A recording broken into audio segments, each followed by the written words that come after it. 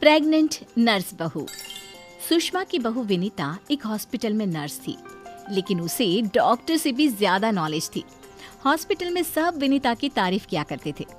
सुषमा का बेटा यानी कि अंकित अपनी बीवी विनीता से बहुत प्यार करता था और उसे अपनी पत्नी की काबिलियत पर बहुत भरोसा था। धीरे धीरे वक्त गुजरता गया और शादी के 8 महीने बाद विनीता प्रेग्नेंट हो गई। मैं बहुत खुश हूँ। मेरा इकलौता बेटा है और अब इसका बच्चा इस दुनिया में आएगा। मैं दादी बन जाऊंगी। दादी मैं बता नहीं सकती मुझे कितना अच्छा लग रहा है। आपको खुश देखकर मैं भी बहुत खुश हूँ माँ। देखो बेटा, वैसे तो विनीता नर्स है, उसे अपने बारे में सब कुछ पता है, लेकिन फिर भी ना आजकल बच्चे पैदा करने में बड़ी परेशानी होने लगी है। उसे कहना कि वो अपना अच्छे से ख्याल रखे। अरे माँ, आप है ना, आपके रहते हमें चिंता करने की क्या जरूरत है। मैं तो अपनी बहू का बहुत अच्छे से ख्याल रखने वाली हूँ। उसे अच्छे से खिलाऊंगी पिलाऊंगी, तभी तो मेरा पोता या पोती एकदम हेल्दी पैदा होगा।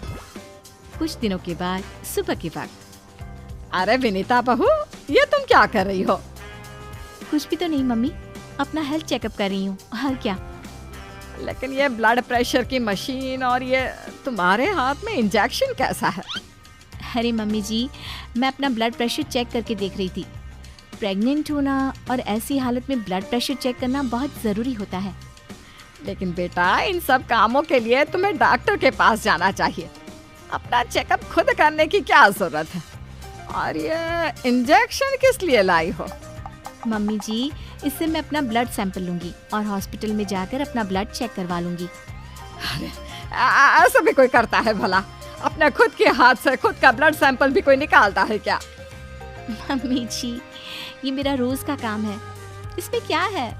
मैं जब खुद से ये सब कर सकती हूँ तो किसी और से क्यों करवाऊँ? अच्छा ठीक है, जैसा तुम्हें सही लगे। कुछ दिनों के बाद सुषमा अपनी बहू को फिर से इंजेक्शन लगाते हुए देखती है और अंकित भी उस वक्त वहीं पर था। अरे विनीता, ये तुम क्या कर रही हो? तुम प्रेग्नेंट हो, इस तरह खुद को इंजेक्शन लगाने की क्या जरूरत है? अब तू ही समझा बेटा। पिछली बार भी अपना ब्लड सैंपल खुद ही कलेक्ट कर रही थी, तब भी मैंने इसे समझाने की कोशिश की थी, लेकिन ये तो मेरी बात सुनती ही नहीं। अरे मम्मी जी, मैंने पहले भी कहा था ना, बड़े हॉस्पिटल में नर्स हूँ मैं, और क्या करना है क्या नहीं मुझे अच्छी तरह पता है। हाँ, लेकिन तुम खुद को इंजेक्शन क्यों लगा रही हो? अरे इंजेक्शन नहीं है, प्रेगनेंसी में कुछ वैक्सीन लगवाने होते हैं, बस वही लगा रही हूँ, और क्या। और फिर एक दिन रात को अचानक विनीता की तबीयत खराब हो जाती है। क्या हुआ विनीता? तुम ठीक तो हो? तुम तो खुद अपना इतना ख्याल रखती हो, तुम्हारी तबीयत कैसे बिगड़ गई? पता नहीं अंकित, ऐसा लग रहा है कि वीकनेस हो रही है, बहुत कमजोर सा महसूस कर रही हूँ पिछले कुछ दिनों से। तुमने तो अपना ब्लड सैंपल दिया था ना हॉस्पिटल में, उसकी रिपोर्ट आई या नहीं?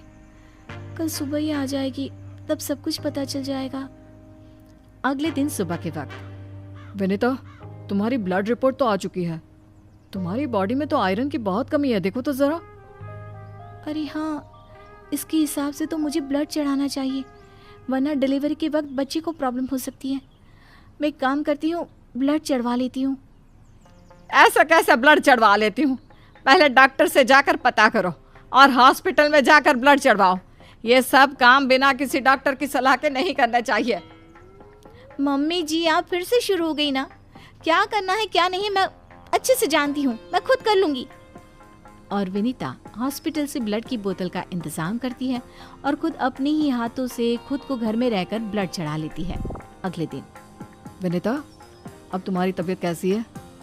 देखो, मुझे पता था ब्लड चढ़ते ही मेरी सारी वीकनेस दूर हो जाएगी। मुझे बहुत अच्छा लग रहा है, एकदम ठीक हूँ मैं। कुछ दिनों के बाद विनीता की प्रेगनेंसी का 8वां महीना शुरू हो चुका था और एक दिन सुबह के वक्त विनीता अच्छे से तैयार होकर अपने कमरे से बाहर आती है। क्या हुआ विनीता, सुबह सुबह कहाँ जा रही हो? बहुत दिन हो गए हॉस्पिटल नहीं गई, सोच रही हूँ आज ड्यूटी पर चली जाती हूँ। डॉक्टर का भी फोन आया था अभी। लेकिन बेटा, अब तुम्हारा 8वां महीना चल रहा है, ऐसी हालत में तुम्हें घर में आराम करना चाहिए और डिलीवरी करवाने तो बिल्कुल भी नहीं जाना चाहिए। लेकिन क्यों मम्मी जी, डिलीवरी करवाने में क्या प्रॉब्लम है? ये तो मेरा जॉब है, और हॉस्पिटल में दिन रात यही तो करवाती थी। आपने कहा कुछ दिन काम पर मत जाओ, इसलिए नहीं गई। हाँ मम्मी, वैसे विनीता ठीक ही तो कह रही है, उसका रोज का काम है ना ये। तुम आजकल के बच्चे ना कुछ नहीं समझते। अरे तुम्हें वैसा तो सब पता है, लेकिन शायद ये नहीं पता कि इस हालत में अगर तुम डिलीवरी करवाने आई औरतों को देखोगी तो तुम्हारी सेहत पर बुरा असर पड़ेगा। अरे मम्मी, ऐसा भी कुछ होता है क्या? मम्मी जी, किसी और की डिलीवरी करवाने से मेरे ऊपर कैसे फर्क पड़ सकता है? मैं कोई पहली बार थोड़ी ना ये सब करवाने जा रही हूँ। विनीता अपनी सास की एक नहीं सुनती और हॉस्पिटल चली जाती है। वहाँ से वापस आने के बाद, अरे मम्मी जी, आपको मेरी बहुत चिंता हो रही थी ना? ये देखिए, मैं बिल्कुल ठीक ठाक हूँ। अब आपको परेशान होने की जरूरत नहीं है। और जानती है, पूरी 5 डिलीवरी करवा कर आई हूँ, वो भी नॉर्मल वाली।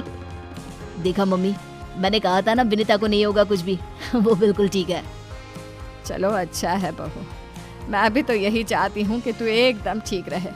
और आजकल जिसे देखो उसके ऑपरेशन से बच्चे होते हैं, ये देख देख करना बहुत डर लगता है। चिंता मत कीजिए मम्मी जी, मुझे कुछ नहीं होगा। मैं नर्स हूँ ना, रोज हॉस्पिटल में औरतों को सिखाती हूँ कि कैसे अपना ध्यान रखें ताकि नॉर्मल डिलीवरी हो। तभी अचानक हॉस्पिटल से डॉक्टर का कॉल आता है। कॉल पर बात करने के बाद, मम्मी जी, एक इमरजेंसी केस आ गया है, मुझे जाना होगा। अरे लेकिन अभी तो आई हो, कैसी डॉक्टर है तुम्हारी? उसे पता नहीं चलता क्या कि तुम प्रेग्नेंट हो? ऐसी हालत में तुम्हें ना बुलाए। अरे नहीं मम्मी जी, डॉक्टर की भी मजबूरी है।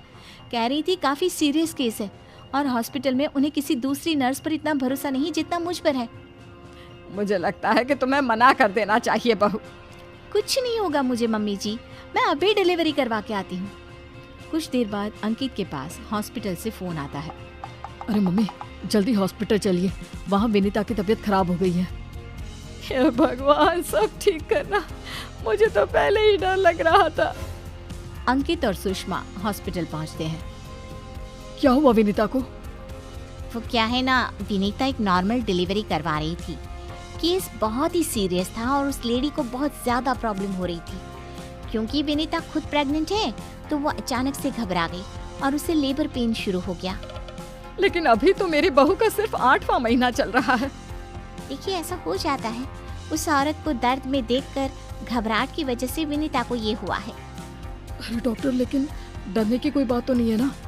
नहीं नहीं, ऐसा कुछ नहीं, हमने उसे एडमिट कर लिया है। तभी सब देखते हैं कि विनीता अपने हाथ में एक छोटे से बच्चे को लिए बाहर आती है। अरे विनीता, तुम्हारी तो तबीयत ठीक नहीं थी, तुम्हें दर्द हो रहा था, तुम बाहर क्यों आ गई? अरे दर्द हो रहा था तो क्या हुआ, मैंने वो दवाई ले ली जिससे जल्दी आने वाले लेबर पेन रुक जाते हैं। और वैसे भी डॉक्टर, उस औरत को मेरी जरूरत थी, उसकी देखभाल के लिए मुझे ठीक होना ही था। ये देखिए, इसका बच्चा एकदम सही सलामत है। अरे वाह मेरी बहू, तूने तो अपने तबीयत की परवाह ना करके किसी और की जान बचाई। मुझे तुम पर गर्व है विनीता।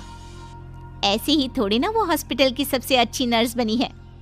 मैंने कहा था ना मम्मी जी, मैं नर्स हूँ, मुझे अपने से पहले दूसरों की तकलीफ दिखाई देती है और मैं पहले अपने मरीजों की जान बचाती हूँ, फिर खुद की।